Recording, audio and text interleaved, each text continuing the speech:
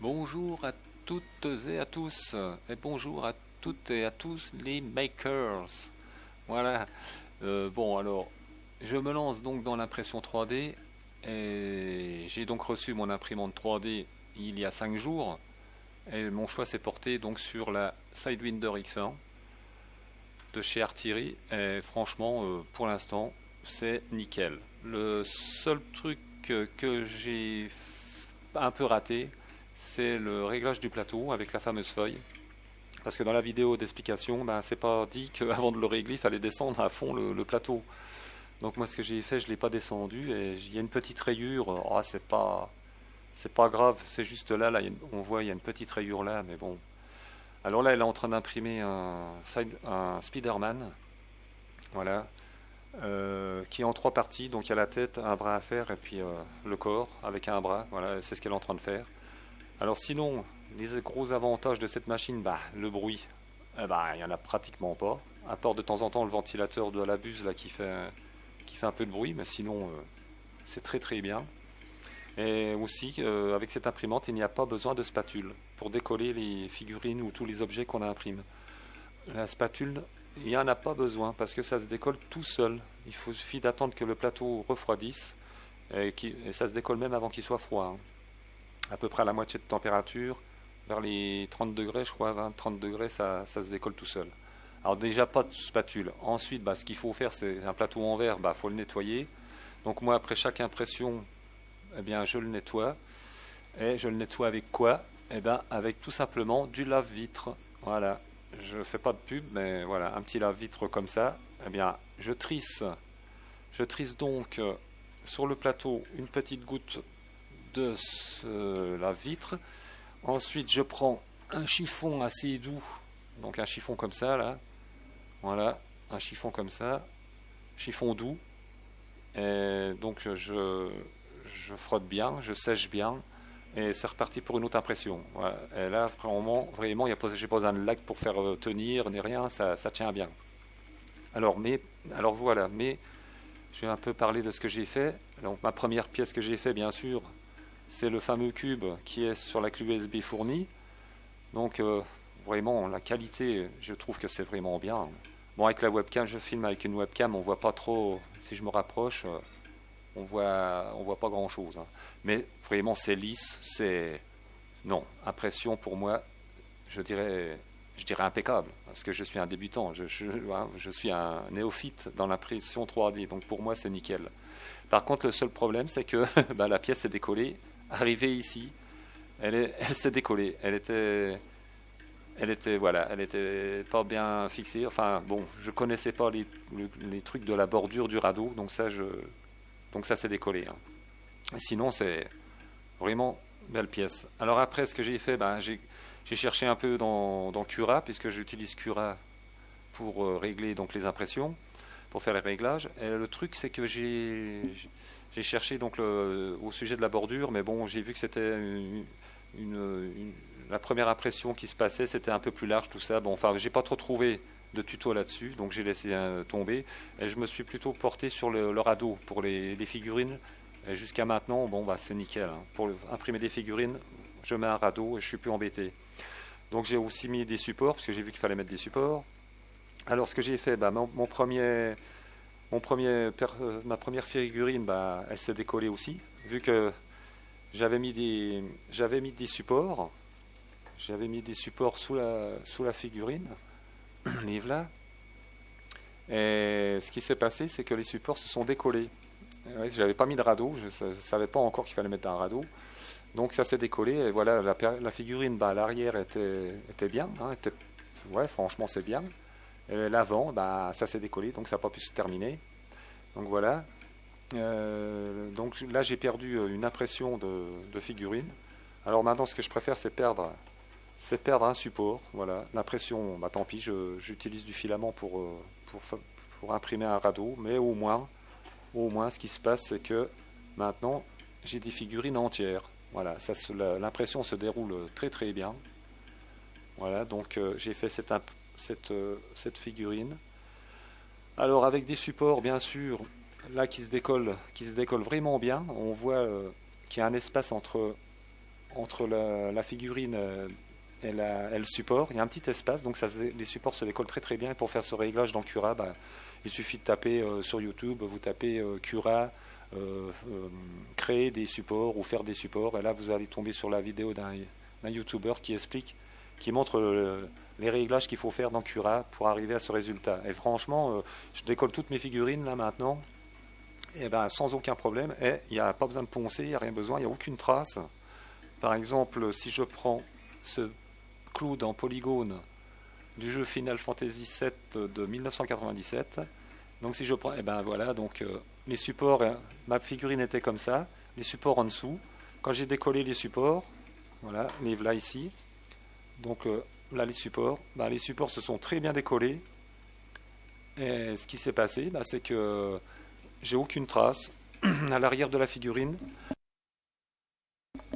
À l'arrière de la figurine, je n'ai aucune trace. Voilà, peut-être un petit point là, mais bon, c'est vraiment rien, donc il n'y a plus qu'à la peindre. Et pour finir le travail, on passera à la peinture. J'ai encore pas peint. Là, je viens juste de faire une sous-couche sur ce Hulk. Voilà, une sous-couche en gris. Donc un gris par rapport à une figurine qui n'est pas peinte, on voit pas trop de différence. Hein. Ouais, enfin, si je rapproche un peu, on voit quand même.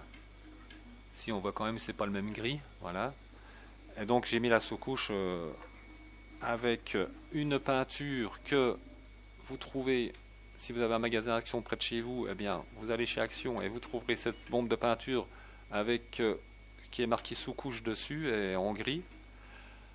Sous-couche, d'ailleurs je le vois plus. Excellente adhésion, gris, mais j'avais vu que c'était marqué sous-couche. Ah, je ne sais plus où c'est.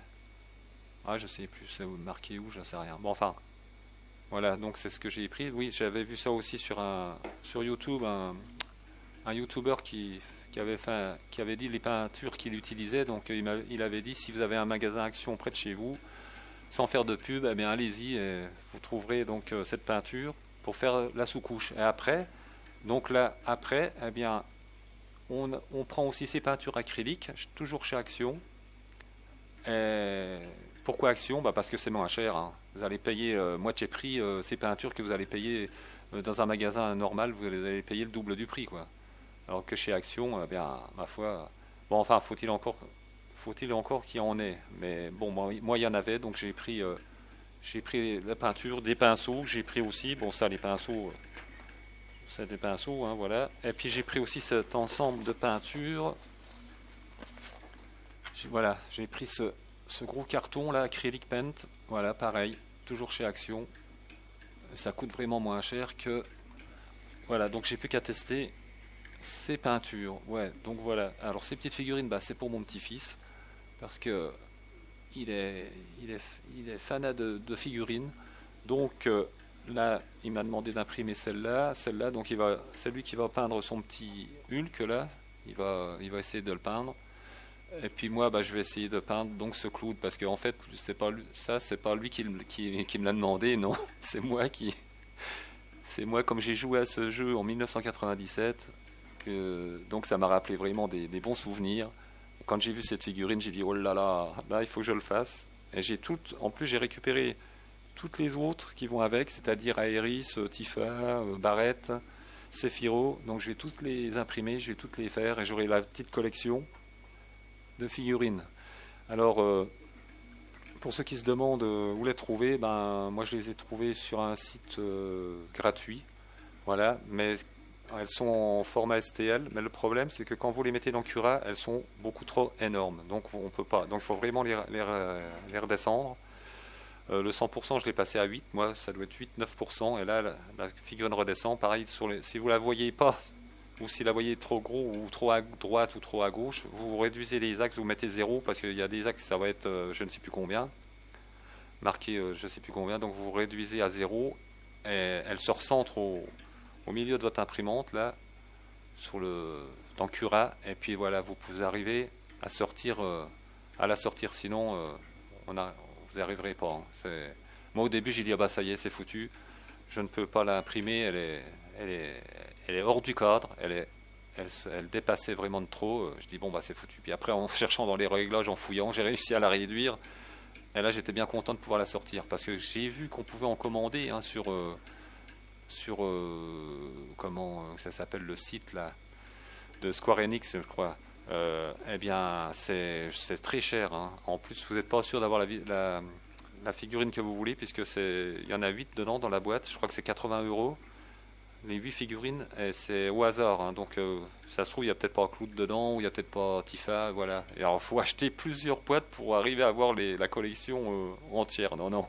Alors, vaut mieux les faire soi-même. Ça vous coûte que du filament. Ah oui, alors le filament, bien sûr. N'oubliez pas, si vous prenez une Sidewinder X1, de prendre une bobine avec, parce qu'il n'y a pas de bobine de fourni. Donc moi j'ai pris ce gris là, cette bobine grise de 1 kg, voilà, sur le même site sur le site officiel qui vend les imprimantes. Parce qu'ils vendent les imprimantes, la Genius et puis la X1, mais ils vendent aussi du filament, donc voilà, j'ai pris le filament là. Là on voit notre Spider-Man qui est en train de se faire. Bah, pour l'instant il est pas mal du tout, hein, d'après ce que je vois. Bon, c'est sûr qu'à la webcam on voit pas trop. Il faudrait peut-être que j'essaye de... Viens voir si j'éclaire un petit peu pour voir. Est-ce qu'on verrait mieux? Ah, peut-être, oui. Voilà. Là, voilà. On voit peut-être un peu mieux, là. Ah, quoique non. Ouais, mais enfin, bon, pour l'instant, ça a l'air de bien se dérouler. Et voilà, ça se décolle pas. Hein. Les supports sont bien en dessous. Ah ouais, je vois qu'il y a... Entre la figurine et le support, il y a vraiment un espace. Et là, on peut insérer, bon, moi j'insère pas de couteau ni rien, je tire un petit peu dessus avec une pince et puis ça s'enlève tout seul. Hein. Avec ce réglage là, c'est vraiment tip top. Et donc, là j'en ai encore pour euh, 30%. Je suis à 70%, il me reste encore 30%. Et ça fait déjà 1h26 que ça imprime. Ah oui, alors voilà, ça aussi je voulais parler du temps d'impression. Bon, alors c'est sûr, ça imprime pas vite, hein, parce que si plus vous voulez imprimer vite, ça risque de rater un peu l'impression. Donc j'ai mis moi ma vitesse à 50, je crois. Et ce qu'il y a, c'est que ça met vraiment du temps. Aussitôt que vous augmentez les tailles, c'est pour ça que je ne dépasse pas 6 cm, parce qu'après on est dans des temps vraiment trop longs. Alors je sais pas, parce qu'avec cette imprimante là, je sais que s'il y a une panne de courant, elle reprend l'impression. Alors peut-être que on peut peut-être stopper et puis continuer le lendemain. J'ai pas mal de tests à faire, donc je testerai sur des petites pièces pour voir, couper pour voir comment ça reprend, parce que je veux pas la faire, par exemple une grosse pièce, il faut 4 jours pour pour la imprimer. Non, je veux pas la laisser tourner pendant 4 jours. Hein. Donc voilà. Mais sinon, voilà, les premiers jours d'impression, vraiment c'est très intéressant en plus. Bon, il faut un peu trifouiller dans Cura, c'est sûr. Mais il y a d'autres logiciels aussi comme Cura. Ils appellent ça des découpeurs, des slayers, là. Bon, bah, je sais pas, moi j'utilise Cura, je suis parti de là-dessus. Bah, pour l'instant, je reste là-dessus. Tant que ça me sort des figurines correctes, je change pas. Donc voilà. Sinon, bah, Spider-Man, oui, je l'ai dit. Donc là, j'ai déjà la petite tête qui est faite, le bras qu'il va falloir que je colle, la tête aussi.